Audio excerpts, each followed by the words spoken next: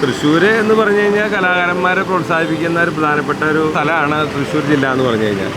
മറ്റ് ജില്ലകളെ അപേക്ഷിച്ച് കുറവൊന്നുമല്ല പറയണേ. അതിൽ ഏറ്റവും കൂടുതൽ നമ്മുടെ സാംസ്കാരിക കേരളം എന്ന് പറയുന്നത് തൃശ്ശൂരാണല്ലോ.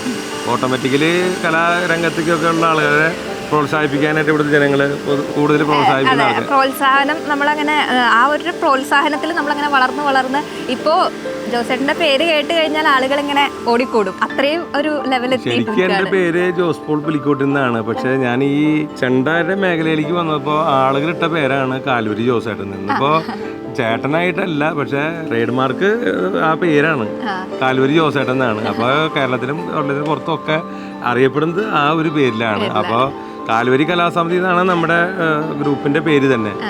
Calvary music of Mother Teresa എന്നാണ് ശരിക്ക് എൻ്റെ സ്ഥാപനത്തിൻ്റെ പേരായിരുന്നത്. കാരണം ഞാൻ മദർ തെരേസയുടെ കൂടെ ഏകദേശം 9 വർഷക്കാലം ഞാൻ സേവനമനുഷ്ഠിച്ച ഒരാളാണ്.